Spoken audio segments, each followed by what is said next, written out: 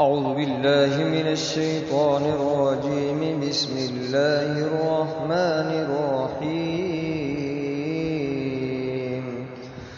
الرحمن علم القرآن خلق الإنسان علمه البيان. الشمس والقمر بحسبان والنجم والشجر يسجدان والسماء رفعها ووضع الميزان ألا تطغوا في الميزان وأقيموا الوزن بالقسط ولا تخسروا الميزان. والأرض وضعها للأنام فيها فاكهة والنخل ذات الأكمام والحب ذو العصف والريحان.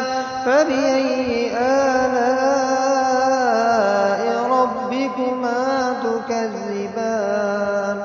خلق الإنسان من صلصال كالفخار وخلق الجان من مارج من نار. فبأي آلاء ربكما تكذبان؟ رب المشرقين ورب المغربين. فبأي آلاء ربكما تكذبان؟ مرج البحرين يلتقيان بينهما برزخ لا يبغيان. فبأي آلاء ربكما تكذبان؟ يخرج منهما اللؤلؤ والمرجان. فبأي آلاء ربكما تكذبان؟ وله الجوار المنشآت في البحر كالأعلام. فبأي آلاء ربكما تكذبان؟ كل من عليها فان ويبقى وجه ربك ذو الجلال والإكرام. فبأي آلاء ربكما تكذبان؟ يسأله من في السماوات والأرض كل يوم هو في شأن. فبأي آلاء ربكما تكذبان؟ سنفرغ لكم أيها الثقلان. فبأي آلاء ربكما تكذبان؟ يا معشر الجن والإنس إن استطعتم أن تنفذوا من أقطار السماوات والأرض فانفذوا لا تنفذون إلا بسلطان. فبأي آلاء ربكما تكذبان؟ يرسل عليكما شواظ من نار ونحاس فلا تنتصران.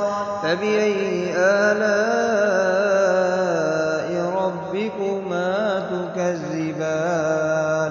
فإذا انشقت السماء فكانت وردة كالدهان. فبأي آلاء ربكما تكذبان؟ فيومئذ لا يسأل عن ذنبه إنس ولا جان. فبأي آلاء ربكما تكذبان؟ يعرف المجرمون بسيماهم فيؤخذ بالنواسي والأقدام. فبأي آلاء ربكما تكذبان؟ هذه جهنم التي يكذب بها المجرمون يطوفون بينها وبين حميم آن. فبأي آلاء ربكما تكذبان؟ ولمن خاف مقام ربه جنتان فبأي آلاء ربكما تكذبان ذواتا أفنان فبأي آلاء ربكما تكذبان فيهما عينان تجريان فبأي آلاء ربكما تكذبان فيهما من كل فاكهة زوجان فبأي آلاء ربكما تكذبان متقين على فرش بطائنها من استبرق وجنى الجنتين دان فبأي آلاء ربكما تكذبان فيهن قاصرات الطرف لم يطمثهن إنس قبلهم ولا جان فبأي آلاء ربكما تكذبان كأنهن الياقوت والمرجان فبأي آلاء ربكما تكذبان هل جزاء الإحسان إلا الإحسان فبأي آلاء ربكما تكذبان ومن دونهما جنتان فبأي آلاء ربكما تكذبان مدهامتان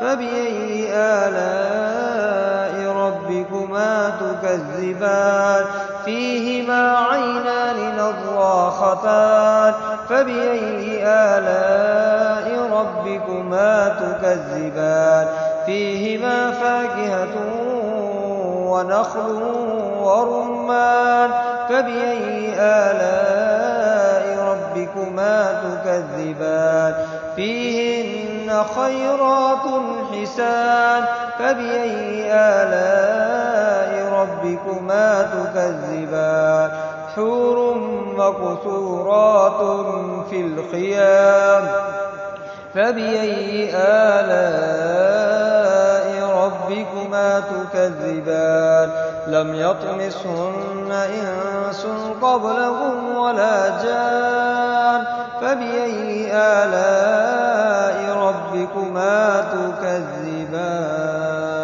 متكئين على رفرف خضر وعبقري حسان فبأي آلاء ربكما تكذبان تبارك اسم ربك ذي الجلال والإكرام